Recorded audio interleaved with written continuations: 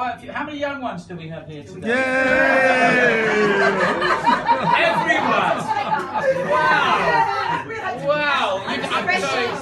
I am not referring to Cliff Richard and the young ones, okay? Because your father, well, you're too young for that. Anyway, okay. So now I'm going to give you a bit of context. The book is set in a very interesting period of time.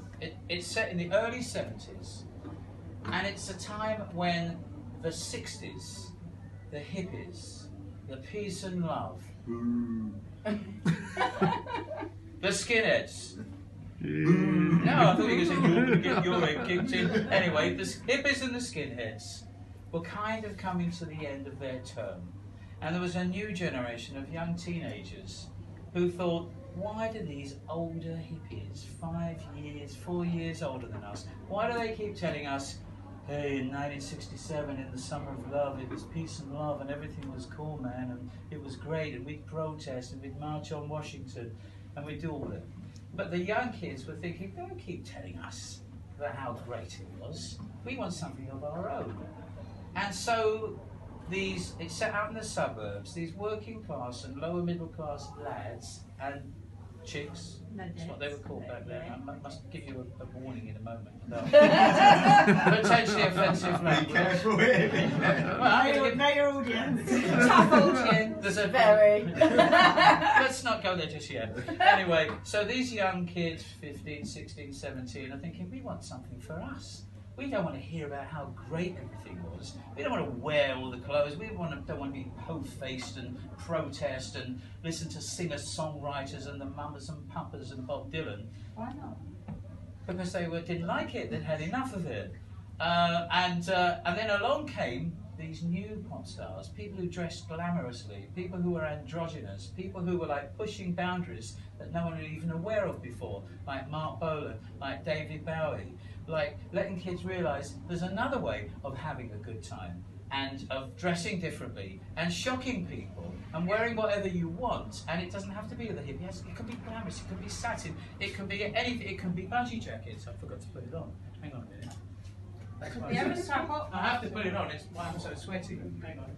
It's like wearing these Budgie jackets. Budgie, which is the name of the book, is Budgie Wore My Jacket. Budgie was a character played by the archetypal roguish lad, Adam Faith, and he wore this jacket, the Budgie jacket, the round lapels, the two-tone, the tight fit. And this is a new one that I bought the other day. But we wanted a nice bit of stitch. One of the questions before was fashion important to these kids?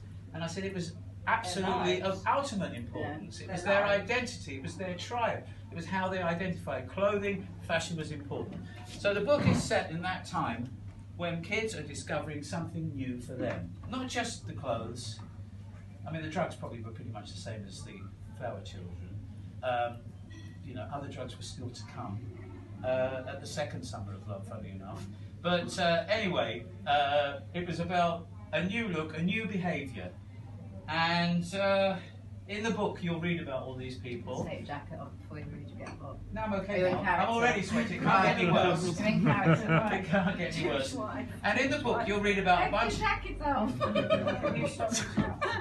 Yeah, no heckling. In the book, by the way, this introduction doesn't count in the 25 minutes you're allocated. This is extra. Yay! Yay! You mean you want more? Yeah, anyway, where was I? 1971.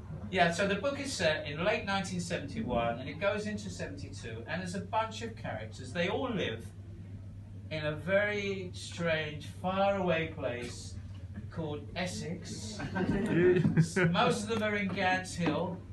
A lot of them are in Loughton. Some of them are in Ilford. They're all in the suburbs. And they all just want to have fun and experience everything that's happening. There's a few quests in the story. The main protagonist is a guy called Mark, who lives in Gants Hill, and he has really three main quests. The first one is to lose his virginity, which fortunately happens like about there. So we get that one over with quite quickly. The other one, he wants to experience the mind expansion, the consciousness expanding, the doors of perception experience of Californian sunshine, the the fountainhead of acid, the acid that the Flower Children took back in 1967. He wants to find it, he wants to trip. He's petrified, terrified, but he wants to do it. His other main quest, apart from being cool, is that there's this gorgeous chick at the college they go to who has pre-Raphaelite hair, and she floats around and she's graceful and she's just gorgeous, and he wants her as well, and he's got this fantasy for her. And then he also meets this group of people that he calls the Flower Children, and they're kind of people who are still into meditation and, you know, and yoga and acid and free love and all of that, and they're at college and he wants to get in with them. Now the point in this story is where he has got in with the Flower Children. He's been inducted into their group through a special ceremony where they share the water. He's spent some time with Sarah, who's the wife, because they had a marriage in Epping Forest, you know, because they were so close together, the leader of the Flower Children and Sarah. But he's also experienced that she's not such a dutiful wife, and he's had an experience down in the tunnels at Marble Arch with her. And so he's waiting at Gants Hill. A guy called Crispin Jessup, who is basically a posh boy, who ran a commune out in